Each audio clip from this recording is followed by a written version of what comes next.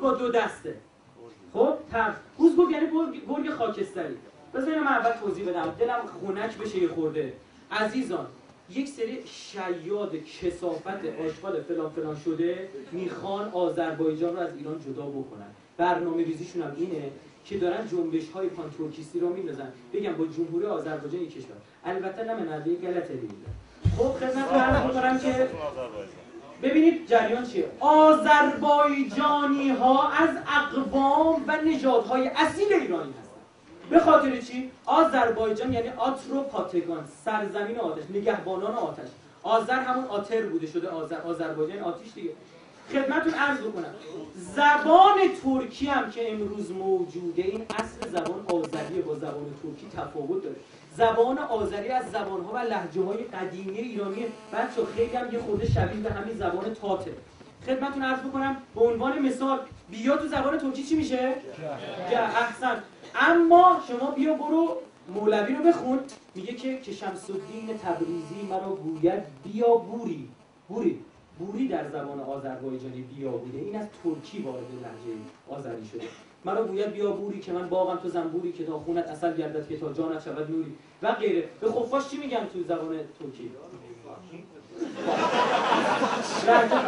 نه عزیزم احسن هیچ کس نمیدونه ها. من از عموم ترکا پرسیدم نمیدونستم. خفاش نه اون جغد میشه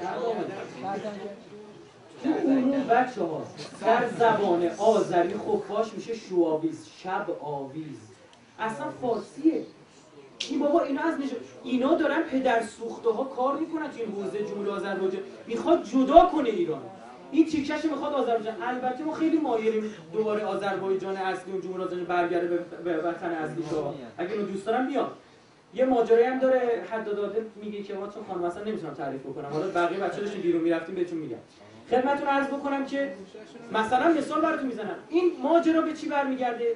ترک‌های سلجوقی و مغول که اومدن آذربایجان و این منطقه رو گرفتن زبان خودشون رو حاکم کردن.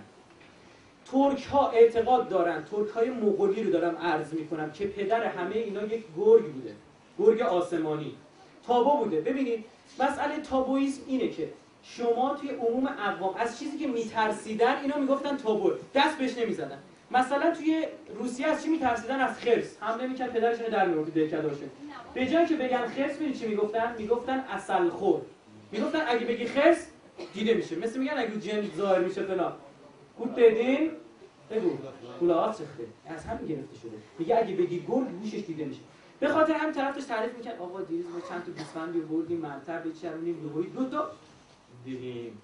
به جای گرگ عکس گرگ نشون میداد. خب بعد خدمتتون عرض کنم همین میشه نماد گرگ. بعد خدمتتون